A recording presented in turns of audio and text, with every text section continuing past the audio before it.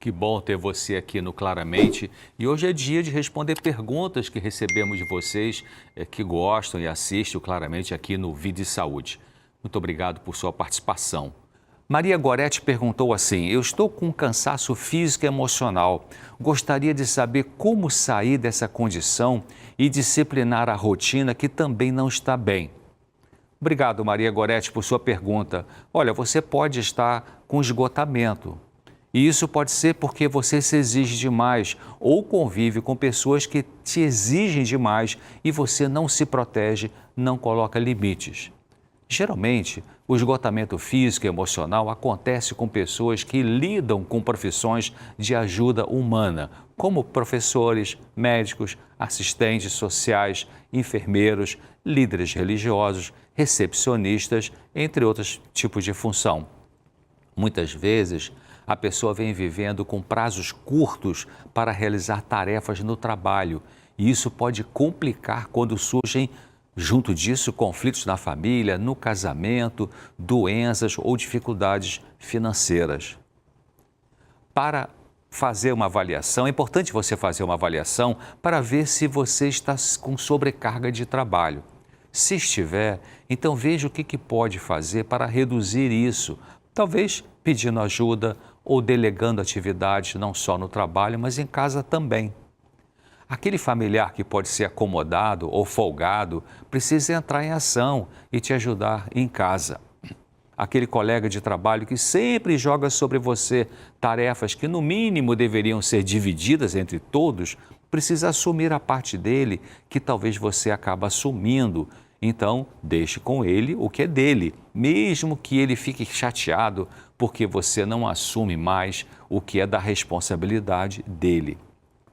Mas preste atenção, porque pode ser que você é que facilita para as pessoas jogarem sobre você cargas pesadas de atividades.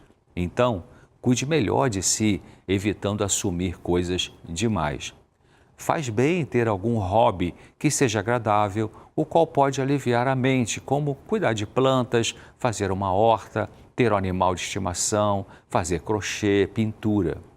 Aproveite os fins de semana para descansar, para passear, para conviver mais com a natureza, porque isso é bom para a saúde física e mental.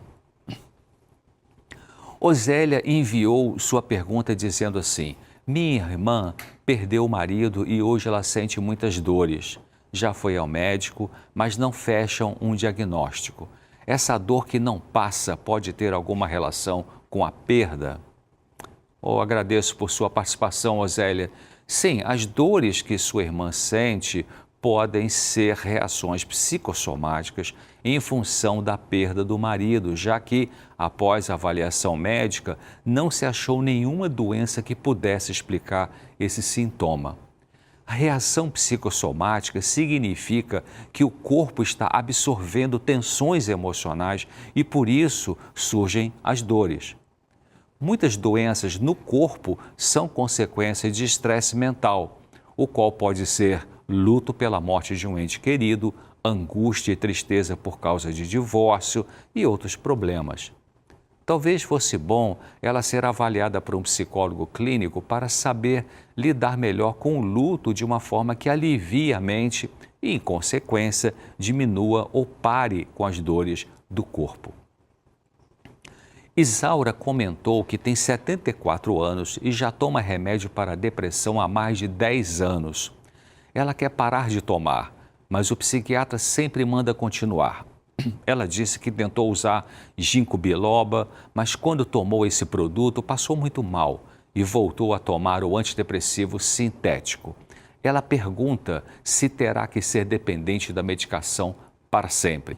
Senhora Isaura, olha, muito obrigado pela sua pergunta.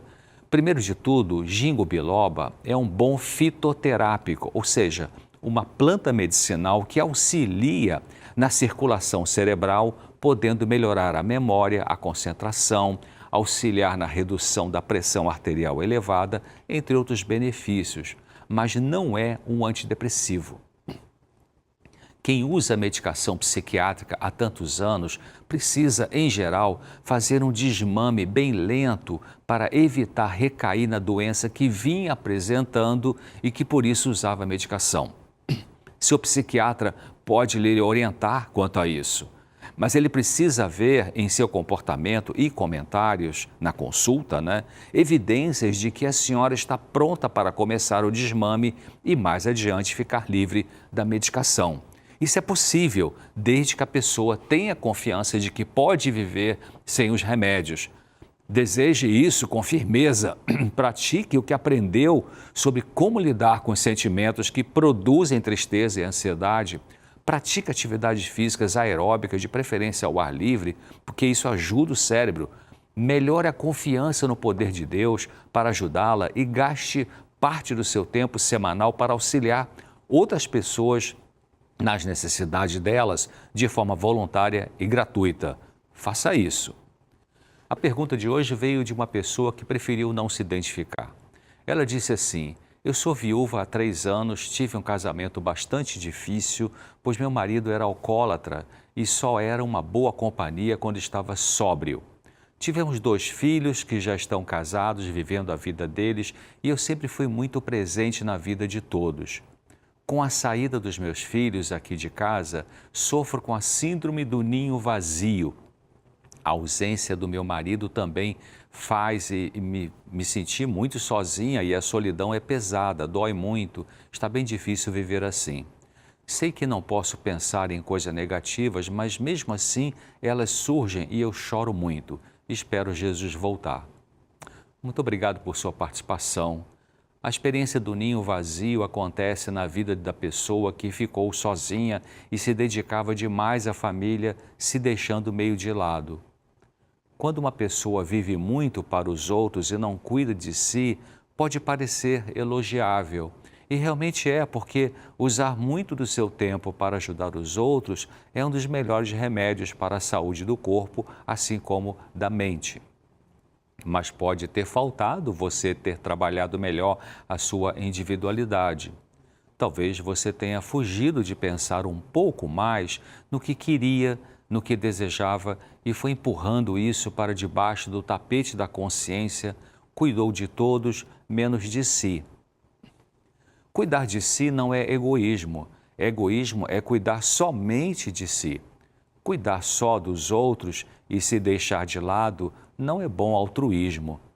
Quando Jesus viveu aqui na terra, ele cuidava das pessoas, cuidava dos seus discípulos, os instruindo em momentos privativos só com eles, e cuidava dele mesmo, quando, segundo seu costume, ia para um local reservado, em geral em meio à natureza, como lá no jardim do Getsêmani, e ali gastava um tempo orando, meditando, lendo as Escrituras, sozinho. Seguindo o exemplo de Jesus, comece a fazer algo para si, talvez que você tenha adiado até agora para cuidar só dos outros. Pode ser ler bons livros que talvez até tenha comprado, mas estão aí na prateleira sem serem lidos. Visite parentes, amigos, tenha um hobby útil, pratique atividades físicas, desenvolva amizades com amigas com quem tem afinidade. Mas cuidado para não cair de novo no papel de cuidar de todos e se deixar de lado. É muito comum uma pessoa que conviveu de perto na mesma casa com um alcoólatra ou alcoólico ter praticado o que chamamos em psicologia de codependência afetiva, que é viver a vida do outro e deixar a sua de lado de uma forma negativa, destrutiva. Comece a viver a sua vida.